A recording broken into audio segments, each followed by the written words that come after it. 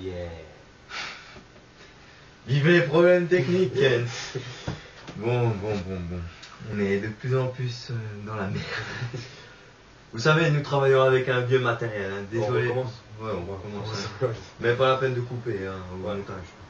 Comme ça, vous voyez que même les professionnels ont des petits problèmes. Alors, nous commençons cette émission. Eh bien, voilà. Avec un générique, si possible. Le générique.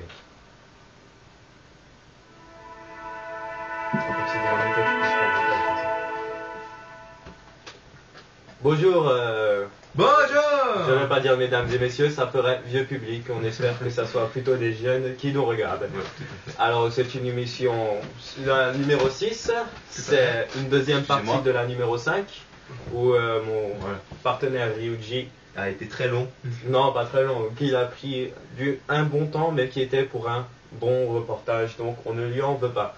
Merci, c'est pas du tout ce que je pensais. Alors, cette émission, je ferai le témoignage que j'ai choisi moi sur des documents assez rares. Assez rares, qui a été dur à trouver pour vous.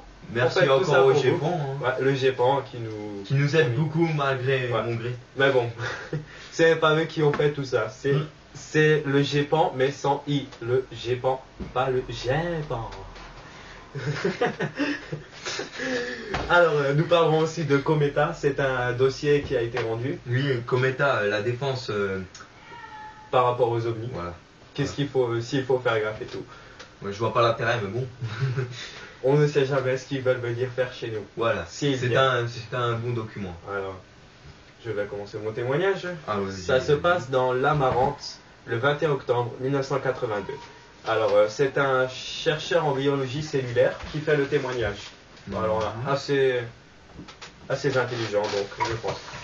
Alors, il remarque qu'il était en train de rentrer de chez lui vers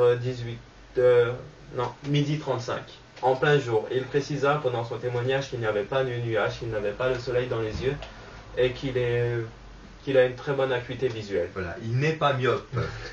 Alors, l'objet se présenta venant du sud.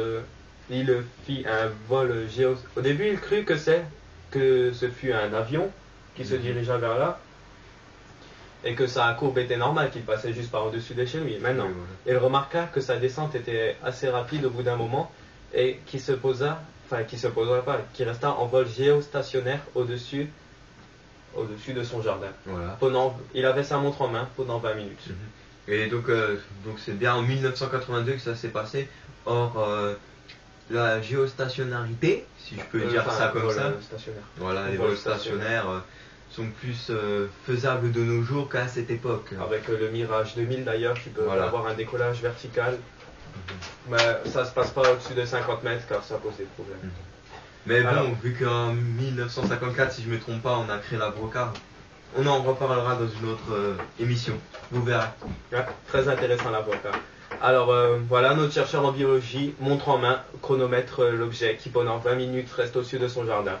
Il le décrira d'une forme ovoïde, qui signifie ovale, quoi. Ovale. D'une taille d'environ 1 mètre, de 80 cm d'épaisseur, et qui fit un décollage vertical en flèche, d'ailleurs on peut dire vraiment très à une vitesse hallucinante jusqu'à perte de vue. Il n'a pas changé de cap, direction les étoiles.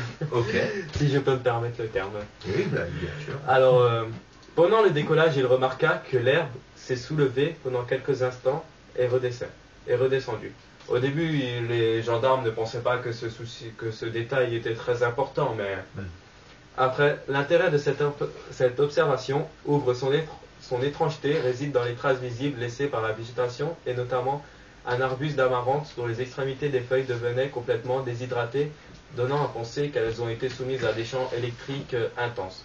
Cependant, malgré les délais d'intervention courts, les conditions de prélèvement puis de conservation des échantillons, à l'époque c'était comme ça, quoi. Ils n'étaient pas tellement pressés, alors n'ont pas permis de vérifier définitivement l'hypothèse, malheureusement. Car on pense que c'est vraiment très important. Alors, d'une étude préalable et des comportements des végétaux soumis à des champs électriques, il ressort que les champs électriques, vraisemblablement à l'origine du soulèvement des brins d'herbe que je vous parlais, a dû dépasser les 30 kV par mètre C'est une unité de mesure pour décrire l'intensité d'un champ magnétique sur une surface. Alors, Ouais. alors les effets observés sur l'amarante sont probablement le fait d'un champ électrique qui au niveau de la plante a dû largement dépasser les 200 kV par mètre. C'est rien par rapport à 30 kV.